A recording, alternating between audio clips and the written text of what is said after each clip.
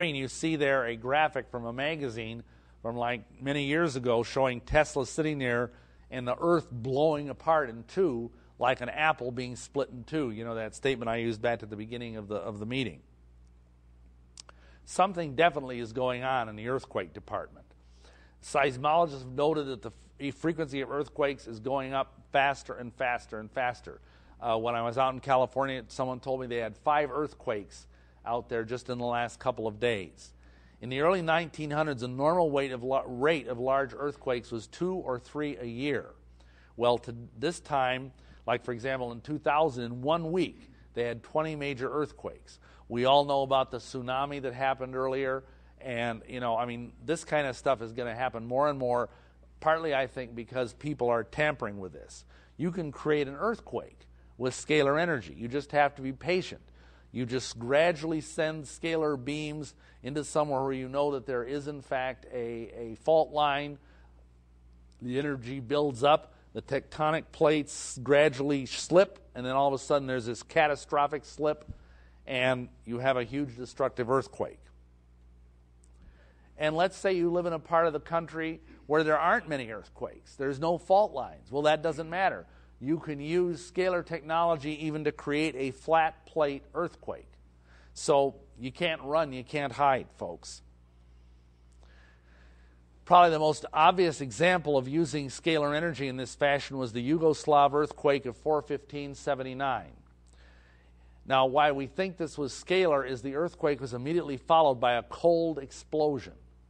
And that's going to be very significant, as we'll see in a few minutes. This had a magnitude of 7.2 on the Richter scale, which is a pretty powerful earthquake. It had an epicenter of 33 kilometers deep and more than 100 aftershocks. The other significant thing is that it happened in April. And somebody asked, well, what's important about April? I says, well, it's income tax day. But that's not really the reason. The reason is that in the old days of the Soviet Empire, they would have a huge meeting of the Supreme Soviet in very early May. Every year it was like their big holiday. And so they'd usually, if they were going to do something big, they'd do it right in April, because that way they could have something to kind of brag and beat their chests about at their big meeting. Then, of course, there's scalar waves and supervolcanoes. Many of you, I'm sure, have heard about the fact that we have our very own supervolcano in Yellowstone. And essentially what you're seeing there on the screen is Yellowstone Falls, and a beautiful place, and that's part of what's called the Yellowstone caldera in geology. And there's been many things on the media, Discovery Channel, whatever, about how there's this enormous magma dome underneath Yellowstone, which supposedly is overdue right now for an eruption. And if it is, it would be like 5 or 10 times worse than Mount St. Helens, minimum. And I had a fellow come up to me at one of the meetings who is a Christian, who's a geologist, and he said, what I'm about to share with you is absolutely true. The geologists know about this, that's why it's going out in the media. The problem is that this caldera in Yellowstone has been targeted already, we are told, by scalar weapons. So they've got it in their crosshairs, so to speak. And what does that mean? Well, what that means is, if you're familiar with a supervolcano, if this thing erupts, first of all, it's going to probably take out most of Wyoming, just in the first few seconds. Probably part of Utah, part of Idaho, part of Montana. The next thing that's going to happen is, because again, we're talking about maybe 6, 7 volcanoes erupting virtually very much close to each other in time.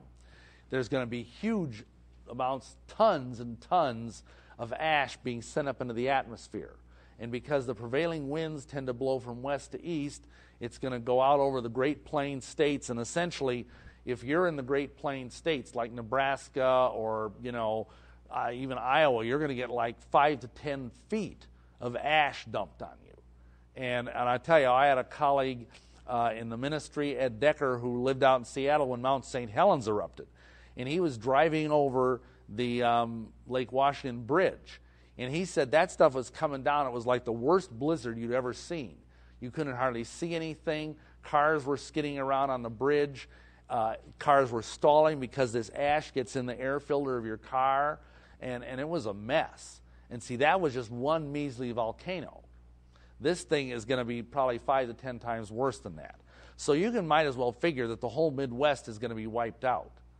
And that even as far east as Indiana, they're going to still have, a lot of ash and stuff, killing millions and millions of people, millions and millions of livestock, basically wipe out our breadbasket, the whole Midwestern America. And of course, if you remember when Mount St. Helens erupted, it darkened the sky for many days in parts of the country. And it was literally like the book of Revelations where you could not see the sun. The sun was darkened and the moon looked red at night because this stuff was up in the sky and it was actually changing the spectrograph of the atmosphere. So, this is one thing you've really got to pray about, folks, because whether or not the scalar waves hit it, supposedly this thing can go off at any time. Then we have the Challenger disaster. This is probably the most spectacular use of scalar weapons against a U.S. target to date. January 28, 1986. We all can remember it. That was the first time a space shuttle blew up. It was one of those catastrophic moments that seared in our memory. And there's every reason to believe that it was part, indeed, of a scalar attack. Why do we think that? Well, basically, there's three reasons. First of all, the use of what are called wet runs. Now, what's a wet run? Well, you all know the word dry run. It's when you have a dress rehearsal of something. Well, a wet run, in the case of the military, is when you actually fire the weapon to get the range right, okay? Now, what you need to realize is that the shuttle is kept away from the launch pad until it's approximately ready to be hooked up and launched. They keep it in what's called the Vehicle Assembly Building, which is, I think, the largest building on Earth. And then right before the launch, the day before, they trundle out on this giant railroad car.